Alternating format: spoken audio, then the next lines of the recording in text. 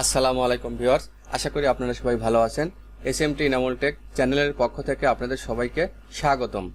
আজকে আমি দেখাবো এক্সেল শিটে কিভাবে একটি মার্কশিট তৈরি করবেন। এই মার্কশিটের মধ্যে প্রধান যে বিষয়গুলো থাকবে সেটা হলো, প্রথমত আমি টোটাল মার্কটি যোগ করে দেখিয়ে দিব এবং এর অ্যাভারেজ মার্ক কত সেটা দেখিয়ে দেব, ম্যাক্সিমাম কত সেটা দেখিয়ে দেব এবং মিনিমাম মার্ক কত সেটাও দেখিয়ে দেব। তার সাথে আরেকটি বিষয় দেখিয়ে দেব যে এক্সেল শিটে কিভাবে আপনারা পার্সেন্টেজ বের করবেন খুব সহজেই। আমি এই ফরম্যাটটি আগে বানিয়ে রেখেছি, ঠিক এই ফরম্যাটটি আপনাদেরকে আমি সুন্দর করে সাজিয়ে দেখিয়ে দেব নতুন করে। তো এর আগে কিন্তু আমি আমার ইউটিউব চ্যানেলে আরও মাইক্রোসফট অফিস ওয়ার্ড এবং মাইক্রোসফট অফিস এক্সেলের টিউটোরিয়ালগুলো দিয়ে রেখেছি। আপনারা যারা এখনও দেখেননি তারা কি করবেন, তারা এই যে আমার চ্যানেলে যাবেন, এই যে channel SMT Inamul take channel, এখানে গিয়ে যদি আপনারা দেখেন এই যে প্লে লিস্ট আছে, প্লে লিস্ট থেকে আপনারা কি করবেন, এখানে যেমন আছে যে MS word tutorial A to Z, তারপরে এমএস এক্সেল ফুল কোর্স। আশা করি যদি আমার এই টিউটোরিয়ালগুলো আপনারা দেখেন তাহলে পরিপূর্ণভাবে এবং খুব দক্ষতার সহিত কিন্তু এই বিষয়গুলো সম্পর্কে আয়ত্ত করতে পারবেন। তো কথা না বাড়িয়ে চলে যাচ্ছি আমি আমার টিউটোরিয়ালে যাওয়ার আগে আপনাদের কাছে একটি অনুরোধ, দয়া করে আমার চ্যানেলটি সাবস্ক্রাইব করবেন এবং পাশে থাকা বেল বাটনটি অন করে রাখবেন। তাহলে কি হবে, আমার নিত্য নতুন ভিডিওগুলো আপনারা পেয়ে যাবেন এবং সেখান থেকে অনেক কিছু শিখতে পারবেন। তো আমি এই ফরম্যাটটি তৈরি করার জন্য আমি আরেকটি পেজ ওপেন করে রেখেছি, আমি সেখানে চলে গেলাম। আমি এই পেজটি ওপেন করে রেখেছি। এখানে যদি আমি লিখতে গেলে আমার টিউটোরিয়ালটা অনেক বড় হবে, আপনাদের কাছে অনেক বিরক্তিকর মনে হবে। তো আমি কি করব, প্রথমত কপি করে করে এটা নিয়ে আসি। আমি প্রথমত কি করব, আমি মার্কশিট এই লেখাটি কপি করলাম, কন্ট্রোল সি, কিবোর্ডের কন্ট্রোল সি দিয়ে কপি করে আমি এখান থেকে চলে যাচ্ছি। আপনারা খুব মনোযোগ সহকারে বিষয়টি দেখলে বুঝতে পারবেন। আমি এখানে কন্ট্রোল ভি দিয়ে এটাকে পেস্ট করে দিলাম। ওকে, এখন আমি কি করব, আমি আবার ওখানে চলে যাব। ওখানে চলে গিয়ে যদি আমি টোটাল ধীরে ধীরে একটা একটা করে আপনাদেরকে দেখিয়ে দিই তাহলে সুন্দরভাবে বুঝবেন। আমি প্রথমে এই হেডিংটা নিব, এখান থেকে এতটুকু নিলাম, কন্ট্রোল সি দিয়ে কপি করলাম, আবার চলে গেলাম আমি এই পেজে।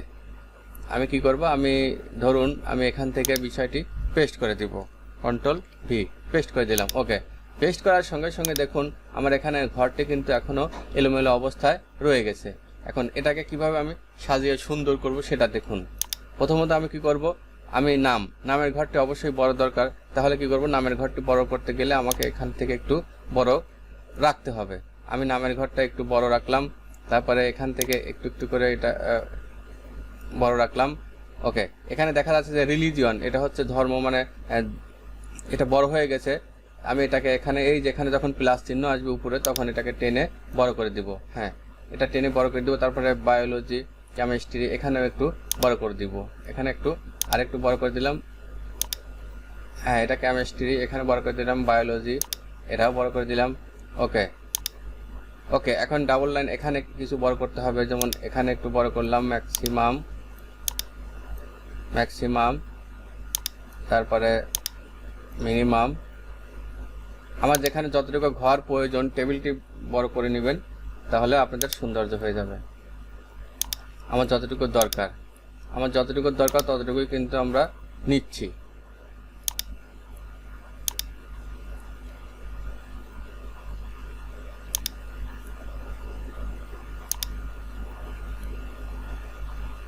ওকে, মোটামুটি এই ফরম্যাটটি হলো সাজানো। এখন কি করব, আমরা এখানে এই টোটাল সিলেক্ট করে কি করব, এখন তো এই ঘরটি এখানে সিলেক্ট করে আমার এই লেখাগুলো আছে নিচে, আমি কি করব, আমি মিডল বরাবর করে দেবো। মিডল বরাবর জন্য আমি এখানে একটি ক্লিক করে দিলাম। ক্লিক করে দেওয়ার সঙ্গে সঙ্গে দেখুন আমার ফরম্যাটটি খুব সুন্দর করে বসে গেছে। ওকে, এবার আমি চলে যাচ্ছি আবার আগের শিটে। এখান থেকে আমি প্রথমত কি করব, আমি নামগুলো কপি করব। আমি এখান থেকে টেনে সিলেক্ট করলাম, সিলেক্ট করে কন্ট্রোল সি দিয়ে কপি করলাম। কপি করার পরে আমি কি করব, এখানে আমি আবার আগের পেজে চলে যাব, গিয়ে আমি এখানে এগুলো পেস্ট করে দিব। পেস্ট করে দেওয়ার সঙ্গে সঙ্গে আমার নামগুলো কিন্তু বসে গেছে। এখন যদি আমি চাই যে আমার ঘর এত বড় দরকার নেই, আমি নামের ঘরটা আর একটু ছোট করে দিতে পারবো। আমি নামের ঘরটা ছোট করে দিলাম। এবার যে কাজটি করতে হবে, মার্কগুলো আপনারা ম্যানুয়ালি লিখতেও পারেন। তো আমি এক বাক্যে মার্কগুলো মনে করেন যে আমি কপি করে নিয়ে চলে আসি। এখান থেকে আমি ধরলাম, এখান থেকে ধরে আমি এতটুকু কপি করলাম, কন্ট্রোল সি দিয়ে কপি করে আমি চলে গেলাম এখানে এসে আমি এখান থেকে পেস্ট করে দিলাম। পেস্ট করে দেওয়ার সঙ্গে সঙ্গে কিন্তু আমার এখানে মার্কগুলো বসে গেল। ওকে, এরপরে আমি আরেকবার যাই, আরেকবার গিয়ে দেখি এখান থেকে এখন আর নেওয়ার মতো কিছু নাই, এগুলো আমাকে নিজে নিজেই বের করে নিতে হবে। তো ওকে, আমার কপি করার কাজ শেষ, আমি চলে যাচ্ছি এখানে। আচ্ছা, প্রথমত যে কালারের বিষয়টা হচ্ছে আপনি যদি এখানে কালার পরিবর্তন করতে চান, কালারটা কিভাবে করবেন, ধরুন এটাকে সিলেক্ট করবেন, এটাকে সিলেক্ট করার পর এই যে চলে যাবেন কালারে, এই যে এটা হচ্ছে ফিল কালারে গিয়ে যদি আপনি কালার পরিবর্তন করতে চান তাহলে কিন্তু কালার পরিবর্তন করতে পারবেন। ধরুন আমি এই কালারটি রাখলাম, তাহলে কিন্তু এভাবে কালারটি পরিবর্তন করতে পারবেন। এখান থেকে আমি যদি কালার পরিবর্তন করতে চাই তাহলে এখান থেকে ফিল থেকে আমি কালারটি পরিবর্তন করতে পারবো। এই যে কালারটি পরিবর্তন করতে পারলাম। এখানে যদি আমি কালার পরিবর্তন করতে চাই তাহলে কি করব, টোটাল সিলেক্ট করব, সিলেক্ট করে আমি এই কালারটাকে পরিবর্তন করে দিব। আমার যেটা দরকার আমি সেই ধরনের একটা, আমি এই ধরুন এই কালারটাই রেখে দিলাম, আমি এটাকে পরিবর্তন করে এই কালারে পরিণত করে দিলাম। এখন ধরুন আমি কপি করে নিয়ে চলে আসছি বিধায় এই ঘরগুলো এখানে কিন্তু বসেছে। আমি যদি চাই যে এই ঘরগুলো আমি ডিলিট করে আপনাদেরকে দেখিয়ে দিই, এই ঘরগুলো মনে করুন যে আমি এখন ডিলিট করে দিব, মানে এখন তো আছে টেবিল আকারে, এই যে টেবিল আকারে আমি টেবিলটি যদি তুলে দিতে চাই তাহলে কি করব, এই যেখানে চলে যাব, এখানে চলে গিয়ে যদি আমি নো বর্ডার করে দিই, নো বর্ডার করে দেওয়ার সঙ্গে সঙ্গে কিন্তু আমার সব বর্ডার উঠে গিয়েছে। তো এই বর্ডারগুলোই আবার এখান থেকেই দিতে হবে, যে এখান থেকে আমি ক্লিক করব, এখান থেকে ক্লিক করে চলে যাবে এখানে গিয়ে আমি অল বর্ডার করে দিব। অল বর্ডার করে দিলে আমার কিন্তু অল বর্ডার তৈরি হয়ে যাবে। এখন এই অল বর্ডার যদি আমি এই যে মোটা করে দিতে চাই, যে আমি কাজের সুবিধার্থে সৌন্দর্য বাড়ানোর লক্ষ্যে আমি এই ঘরগুলো, এই দাগগুলো একটু মোটা করতে চাই। দাগগুলো মোটা করতে চাইলে কি করব, আমি চলে যাব এখানে লাইন স্টাইল, আমি এখানে যে লাইন স্টাইলে ক্লিক করি তাহলে দেখুন এখান থেকে আমি যদি একটু মোটা, এই যে মোটাটা ধরে দিলাম, এই মোটাটা ধরে দেওয়ার সঙ্গে সঙ্গে এখানে আমি একটু ক্লিক করে এটা ছুটে নিলাম। পরে আমি এটাকে যদি আমি সিলেক্ট করে যদি আমি আবার অল বর্ডার ক্লিক করি, দেখুন আমার দাগগুলো কিন্তু মোটা হয়ে গেছে। যে অংশটুকু বাকি আছে সেটুকুকেও আমি মোটা করে দিলাম। ওকে, আমার দাগগুলো কিন্তু অনায়াসে মোটা হয়ে গেল। ওকে, এবার চলে আসুন, এবার কাজে চলে আসুন। ওকে, আমরা এখন কি করব, যোগ করে নেব। এই যে সাবজেক্ট এখানে বাংলা থেকে এগ্রিকালচারাল এতটুকু পর্যন্ত আমরা টোটাল একসঙ্গে যোগ করব। আমরা যদি এখন প্রত্যেকটাই যদি হাতে ধরে যোগ করতে চাই তাহলে কিন্তু আমাদের অনেক সময়ের প্রয়োজন।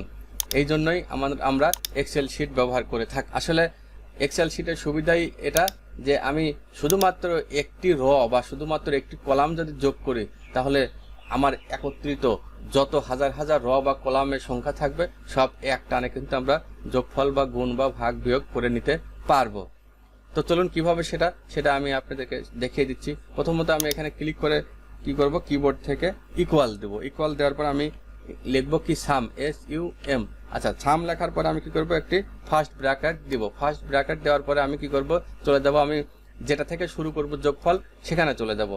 কোথায় যাব, প্রথমত এই যে 80, 80টা কোন কলামে রয়েছে, এফ কলাম এবং 7 রতে। আচ্ছা, F7, তাহলে আমি ক্লিক করে দেওয়ার সঙ্গে সঙ্গে দেখুন এখানে F7 লেখা উঠবে। এই যে F7 ম্যানুয়ালি যদি করেন তাহলে কি করবেন, প্রথমত F লিখবেন, তারপরে এই লেখাটা কোন রতে রয়েছে সেটা লিখে দেবেন 7, তাহলে F7। ওকে, F7 লিখে আপনারা কি করবেন, *2 মানে দুইটা ফুটা আছে, দুইটা ফুটা দেবেন। ওকে, এবার দেখুন আমাকে আবার F7 দিয়ে দিয়েছে, তাহলে আপনারা কি করবেন, এখান থেকে ব্যাক স্পেস দিয়ে F7 একটা কেটে দেব। আমি একটা কেটে দিলাম, কেটে গেল। তাহলে আবার কি করব, আমি একদম শেষ নাম্বারটি নিব, আমি এই শেষ নাম্বারে ক্লিক করে দিলাম। শেষ নাম্বারে ক্লিক করে দেওয়ার সঙ্গে সঙ্গে কিন্তু আমার শেষ নাম্বারটি এখানে বসে পড়েছে। এখন আমি এখান থেকে আবার ব্র্যাকেটটি ক্লোজ করে দিব, ব্র্যাকেটটি ক্লোজ করে দিলাম। আরেকটি বিষয় লক্ষ্য করুন, যখন আপনি এখানে এই সূত্রটি বসিয়ে দিয়েছেন তখন এই সূত্রটি কিন্তু এই উপরে এইবারে শো করছে, তাহলে এখান থেকেও কিন্তু আপনারা দেখে নিতে পারবেন। তো এখন আমার সূত্রটি বসানো শেষ। এখন যদি আমি কিবোর্ড থেকে ইন্টার বাটন চাপ দেই তাহলে কিন্তু আমার যোগফলটি হয়ে গেল। দেখুন এখানে কিন্তু যোগফলটি হয়ে গেছে, মানে এই যে ইনামুল হক এই ব্যক্তিটি এই কয়েকটি সাবজেক্টে 670 নাম্বার পেয়েছে টোটাল মার্ক। ওকে, এই টোটাল মার্ক এখন এখানে আছে সিনহা ইসলাম। এই টোটাল মার্ক এখন সিনহা ইসলামের টোটাল মার্কটা কত, তাহলে অবশ্যই কিন্তু আমাদের যোগ করেই বের করতে হবে। তারপরে আছে কি শম্পা আক্তার সাথী, এর টোটাল মার্কটা কত, তাহলে আমাদের কিন্তু যোগ করেই বের করতে হবে। এখন আমি তো শুধুমাত্র একটি রতেই যোগ করেছি, শুধু ইনামুল হক। ওকে, এখন আমি এক টানে কি করব, এই যে বিলাল হোসেন এই পর্যন্ত যোগফলটি অনায়াসে নিয়ে চলে আসব। কিভাবে, এখানে ঘরটি সিলেক্ট থাকা অবস্থায় আমি চলে যাব এই কোনায় যাওয়ার সঙ্গে সঙ্গে যখন এরকম প্লাস চিহ্ন চলে আসবে তখন মাউসটি চাপ দিয়ে ধরে আমি এটাকে টান দিব, এটাকে ধরে টান দিব। টান দেওয়ার সঙ্গে সঙ্গে সবার যোগফল কিন্তু এখানে হয়ে গেল।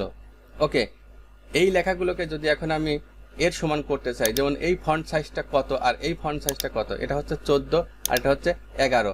আমি দেখে নিলাম, কিভাবে দেখে নিলাম, এখানে যখন আমি ক্লিক করলাম তখন কিন্তু এখানে আমার শো করছে যে আমার এই ফন্টটা 14। এখানে যখন ক্লিক করছি তখন এখানে আমার ফন্টটা শো করছে কত, 11। তো তার জন্য আমি কি করবো, এখানে আমি এটাকে সিলেক্ট করলাম, সিলেক্ট করে এখান থেকে আমি 14 করে দেবো। এখানে ক্লিক করলাম, এখানে ক্লিক করে আমি এখান থেকে 14 করে দিলাম। এটাকে আমি কি করব, মাঝ বরাবর দিব। মাঝ বরাবর নেওয়ার জন্য আমি চলে গেলাম সেন্টার, এই যে সেন্টার করে দিলাম। সেন্টার করে দিয়ে যদি আমি বোল্ড করতে চাই তাহলে কিন্তু বোল্ড হয়ে গেল। এখন বিষয়টি লক্ষ্য করুন যে যোগফলটি আসলে ঠিক আছে কিনা, সেটা আরেকটু যাচাই বাছাই করার জন্য আপনাদেরকে দেখিয়ে দিচ্ছি। মনে করুন যে আমি এখানে চিহ্ন করে দিচ্ছি, এই ঘরটি চিহ্ন করে দিলাম। আচ্ছা, 470। এখন ধরুন আপনি যদি এই নাম্বারটি চেঞ্জ করেন, যে এই নাম্বারটিকে যদি আপনি কি করছেন, মনে করেন যে 60, এখন যদি আমি 60 দিই, 60 দিয়ে যদি আমি ফাঁকা ক্লিক করি তাহলে দেখুন কি হয়, 480। অনায়াসে কিন্তু লেখাটি চেঞ্জ হয়ে যাচ্ছে। কাজেই সূত্র যদি আপনাদের ঠিক থাকে তাহলে ভিতরে যতবার আপনি চেঞ্জ করবেন ততবার চেঞ্জ করলেও কিন্তু আপনাদের যোগফলটি ঠিকই থাকবে। ধরুন এই ঘরে আছে কত, 530, টোটাল মার্ক আছে কত, 530। এখন যদি আমি এটাকে 80 করে দিই, দেখুন কি হয়, 80 করে দেওয়ার সঙ্গে সঙ্গে কিন্তু 550 হয়ে গেল। তো ওকে, আমি এই ঘরটি কালার রাখবো না, কালার না রাখার জন্য আমি আবার এখানে চলে গেলাম ফিল থেকে নো ফিল। ওকে, এটা গেল টোটাল যোগফল, এটা গেল কিন্তু আমাদের টোটাল যোগফল বের করলাম। আমি এই ঘরটিকে সিলেক্ট করে একটা কালার করে দিচ্ছি, এই ঘরটিকে সিলেক্ট করে একটা কালার করে দিলাম, আমি রেড কালারই করে দিলাম। ওকে, এবার আমি কি করব, এভারেজ মার্ক বের করব। এভারেজ মার্ক যে আসলে প্রত্যেকটা সাবজেক্টে সে এভারেজ মার্ক কত পেয়েছে, তার জন্য আমি কি করব, প্রথমে আবার ইকুয়াল দিব, কিবোর্ড থেকে ইকুয়াল দিয়ে আমি এখানে লিখে দিলাম। প্রথমত আমি লিখব কি, এভারেজ,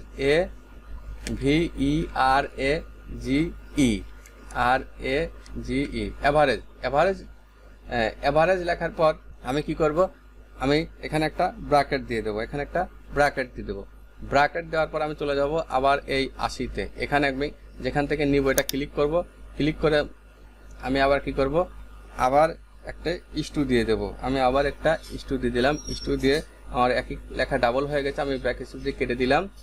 আমি আবার এখানে ক্লিক করব, ক্লিক করে আমি আবার কি করব, ব্র্যাকেট ক্লোজ করে দেবো। ক্লোজ করে দিয়ে আমি এখন ইন্টার চাপার সঙ্গে সঙ্গে দেখুন আমার এভারেজ মার্কটি কিন্তু বের হয়ে গিয়েছে। এই যে 74.44, এগুলো এই ধরনের একটা মার্ক বের হয়ে গেছে। এখন যদি আমি এখানে ধরে টান দিয়ে দেই তাহলে কিন্তু সবার এভারেজ মার্ক বের হয়ে যাবে, যে এখানে প্রত্যেকটা ব্যক্তির এভারেজ মার্ক কত সেটা কিন্তু এখানে বের হয়ে গেছে। ওকে, এবার আমি কি করব, ম্যাক্সিমাম বের করব, যে এখানে আসলে সর্বোচ্চ মার্ক কোনটি, কোন সাবজেক্টে ব্যক্তিটি সর্বোচ্চ মার্ক পেয়েছে সেটা কিভাবে বের করব। এখানে আবার যাব, এখানে গিয়ে আমি ইকুয়াল দিব, ইকুয়াল দিয়ে লিখে দিলাম ম্যাক্স, MAX, আমি সংক্ষিপ্ত লিখে দিলাম ম্যাক্স লিখে আমি ব্র্যাকেট দিলাম। ব্র্যাকেট দিয়ে আমি প্রথমটা নিয়ে আমি আবার ইস্টু দিলাম, ইস্টু দিয়ে আমি আবার শেষ নাম্বারটা নিলাম, শেষ নাম্বারটা নিয়ে আমি ব্র্যাকেট ক্লোজ করে দিলাম। ক্লোজ করে দিয়ে আমি ইন্টার চাপলাম। ইন্টার চাপার সঙ্গে সঙ্গে আমার কিন্তু ম্যাক্সিমাম মানে সর্বোচ্চ নাম্বারটা এখানে বের হয়ে গেছে। আপনি যে এখান থেকে খোঁজেন যে আসলে সর্বোচ্চ নাম্বারটা কোনটি, সেটাই কিন্তু হয়ে গেছে। দেখুন এটা কত, 85। দেখুন এখানে 80, 50, 80, 70, 80, এই যে 85, এখানে কিন্তু সর্বোচ্চ মার্কটা 85। আমি কিন্তু 85 বের করে ফেললাম। এখন আমি সবার মার্কটা বের করব, সবার ম্যাক্সিমাম মার্ক কত, তার জন্য এখানে গেলাম, এখানে ধরে টানলাম, সবার ম্যাক্সিমাম মার্কটা কিন্তু বের হয়ে গেল। আমি এখানে মিডল করে দিলাম, মিডল করে দিয়ে আমি এটাকে কি করলাম, 14 করে দিলাম। এখানে আমি বোল্ড করে দিলাম। ওকে, ম্যাক্সিমাম গেল। এবার মিনিমামটাও সেম, আমি এখানে ইকুয়াল দিলাম, ইকুয়াল দিয়ে লিখে দিলাম MIN। আচ্ছা, মিনিমাম লিখে আমি ব্র্যাকেট দিলাম, ব্র্যাকেট দিয়ে চলে যাব আমি প্রথমে কোথায়, এই যে বাংলা প্রথম লাইনটা, তারপরে আমি দিব ইস্টু, তারপরে আমি দিব ইস্টু। আমি কিন্তু এখানেও দেখতে পারবো, এখানে দেখতে পারবো। আমি ব্যাক স্পেস দিয়ে একটা কেটে দিলাম, কেটে দিয়ে আমি আবার শেষ নাম্বারটা নিলাম, শেষ নাম্বারটা নিয়ে আমি ব্র্যাকেট দিয়ে দিলাম, ব্র্যাকেট দিয়ে আমি ইন্টার চেপে দিলাম। ইন্টার চাপার পরে কিন্তু আমার মিনিমাম নাম্বারটি বের হয়ে গেল। এখন সবার মিনিমাম নাম্বার বের করার জন্য এভাবে আমাকে টান দিয়ে বের করে নিতে হবে। এটা আমি মিডল সেন্টার করে দিলাম, তারপরে আমি এটাকে 14 ফন্টে করে দিলাম, তারপরে আমি এটাকে বোল্ড করে দিলাম। এখন যদি আমি এটাকে কালার করে দেই, এটাকে একটা কালার ধরিয়ে দেই, ফিল কালার থেকে এটা একটা কালার ধরিয়ে দিলাম, এটাকে একটা কালার ধরিয়ে দেই, তারপরে এটাকে একটা কালার ধরিয়ে দেই,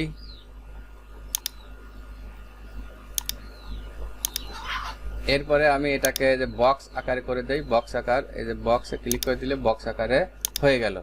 এরপরে যে বিষয়টি আমি দেখাবো, আরেকটি বিষয় পড়ে রয়েছে, যেমন আমি এখানে লিখে রেখেছিলাম অ্যাভারেজ, ম্যাক্সিমাম, মিনিমাম, পার্সেন্টেজ। এখন দেখাবো কিভাবে এক্সেল শিটে খুব সহজেই ও দ্রুত পার্সেন্টেজ বের করবেন।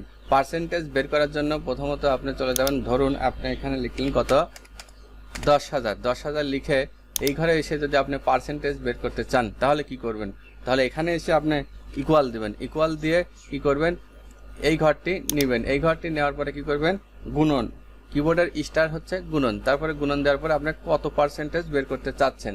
ধরুন আমি 10% বের করব, তাহলে আমি এখানে 10 লিখে আমি কি করলাম, কিবোর্ড থেকে পার্সেন্টেজটি তুলে দিলাম, পার্সেন্টেজটি তুলে দিয়ে আমি ইন্টার বাটন চাপলাম, তাহলে কি হলো, আমার কিন্তু খুব সহজ এবং দ্রুতত পার্সেন্টেজটি বের হয়ে গেল।